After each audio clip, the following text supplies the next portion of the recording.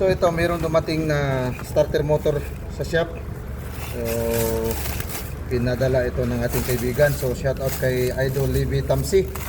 Yun. Ito. Ang kanyang starter motor.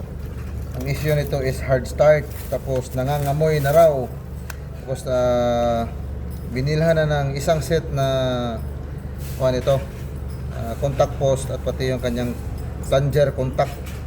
Tapos yan o,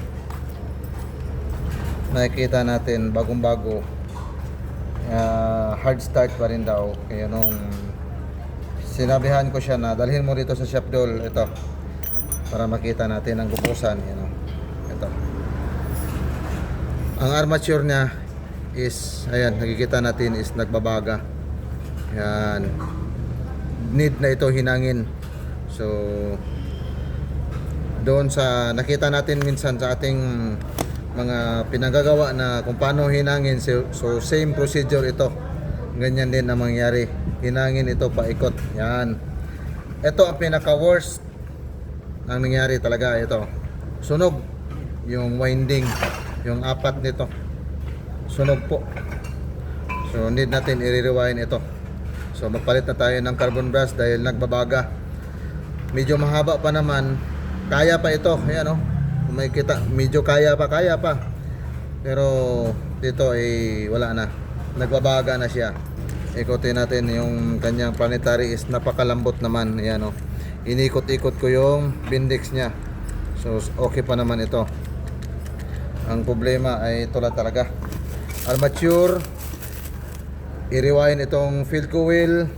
Pinadala ko na rin yung main cable dahil malamang lost connection ito. Ayan o, papakita lang natin, sunog. Ayan o, yung pagitan niya. Ito yung kanyang takip. Ayun. So silipin din natin yung takip dahil minsan malalim ito.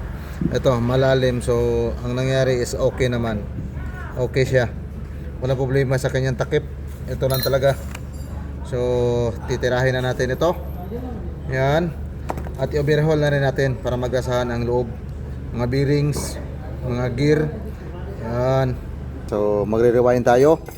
At sinisilip ko na itong kanyang winding turns is clockwise ito.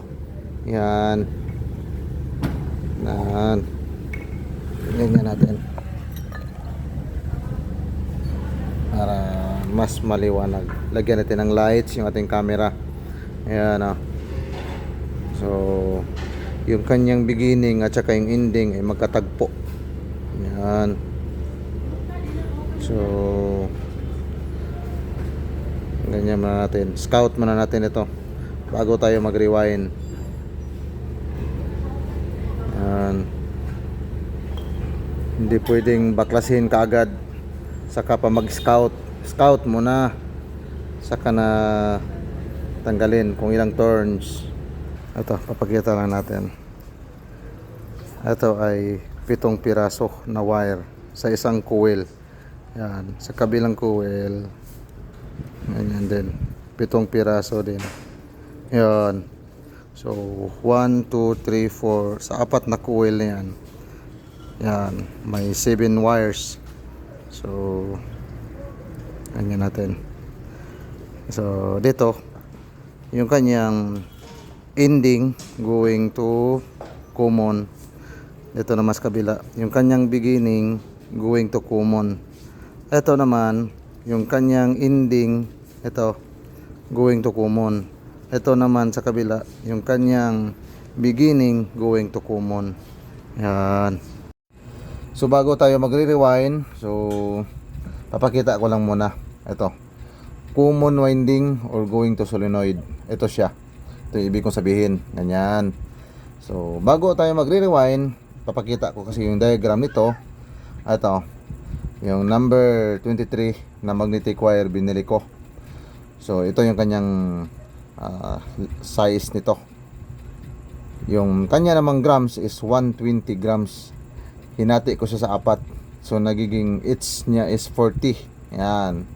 So sa 40 grams naman, hinati ko siya sa 7 peraso. So, sa isang way nila is 7. Ngayon, ngayon 11 turns, tapos ang takbo niya is clockwise. Yung takbo ng relo siya, clockwise siya, ganyan. Dito tayo magre-rewind na. So, ito example yung common, or ito siya. Dito tayo magsisimula, ganyan. Yung beginning niya, going to, dito common. Yan, ito yung kanyang beginning. So, dahil clockwise, ganyan siya. Pag 11 turns, ganyan. Yan, ito yung kanyang ending. So, sa kabila naman, ganito. Yung kanyang beginning, dito. Yan, ito yung kanyang beginning. Magkatagpo sila dito. Sa ending nito. Yung kanyang beginning, ganyan. Pag ganyan. Pag 11 turns, pag ganyan siya. Going to common. Yan. Dito naman tayo. So, kanyang beginning, ganyan. Yan. Beginning ito.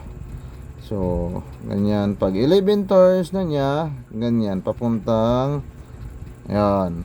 Common ito. Ito yung kanyang ending. So, dito naman sa kanyang beginning, yan. Ito yung kanyang beginning. Mula sa common, ganyan. Yan. 11 turns, papunta rito. Ganyan. Magkatagpo sila rito. Ito yung kanyang ending. Yung ending nito, tsaka beginning sa kabila, magkatagpo. Yung kanyang beginning rito, nandito sa common. So, dito tayo sa magtatanong naman about sa nagkatagpo yung beginning at saka ending. Yung dito, dahil nung na-explain natin yung common kanina, dito tayo sa nagkatagpo na beginning at saka ending. Ito naman ang koneksyon ng carbon brush, yung dalawa na yan. Yan. So, ibig sabihin, ito yung positive side niya sa brush holder. Yung negative naman ay nandun sa brush holder mismo. So, ito ay positive. Yan, oh. Kaya, ito yung kanyang actual talaga na diagram. So, inactual ko na para mas maintindihan. So, kung beginners ka or nag-DIY ka, sobrang hirap ito. Pero kung rewinder ka na, makukuha mo na ito. Yan, oh. Yung takbo nga pala nito sa kwan din, yung kanyang reverse ng starter motor o kanyang kwan sa Bendix drive. O yung mismong ikot ng starter motor nito is clockwise po. Kanya ito yung kanyang winding diagram nito. Yan. So, i-pass forward ko na lang dahil ang mas mahalaga nakuha yung pinaka-diagram. Ito naman yung kanyang wiring niya. Importante, mayroon siyang turns, clockwise, ilang piraso, ganyan. Ito yung size niya, ito yung kanyang grams. Yan, papatuloy natin yung pagre-rewind, tapos pass forward ko. Ito, papakita natin itong natapos ko na dalawa. So, mag-umpisa naman tayo sa pangatlo. Ito sa pangatlong coil tayo. So ito, pass forward ko na lang. Yan. So, na-assemble ko na yung starter motor. At ito, testing na lang. Ang point of view rito, ginawa natin yung field coil. Example, ganito. Clockwise siya. Yan. Pagka clockwise, ginawa ang field coil. Pagka nakaproblema yung rewind ko, babaliktad po ang ikot niyan. So, example, ganito. Ang kanyang reverse is clockwise. Dapat, pagka umikot ito, is reverse din. Yan. Ngayon, i-test natin. So, ito. Yung negative cable, nilagay natin dito sa may kanyang body ground. Dito, unahin natin yung motor. Sundutin natin. Dapat, ito. Hindi babaliktad yung ikot. Okay. Ayun. Hindi siya baliktad. Pakilapit konti sa camera. Ayun.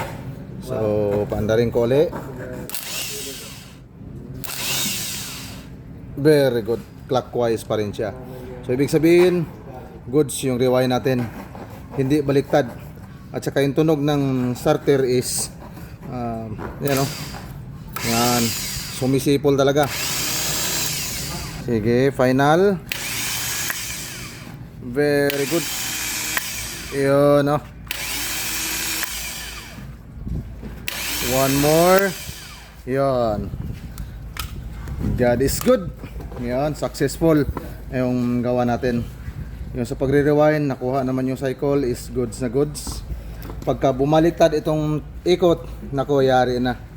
Problema yung gawa natin. So, ready to kabit na lang ito. Ito ay sharing knowledge video para makatulong tayo sa example, nasunugan ng field coil. Yung cycle ang importante ron. Yan. Pagka nakuha ang cycle sa pagkukoneksyon, masusundan naman yun eh. Yun lang ang mai-share natin. So, saka nakapanood nito, lalo sa mga baguhan.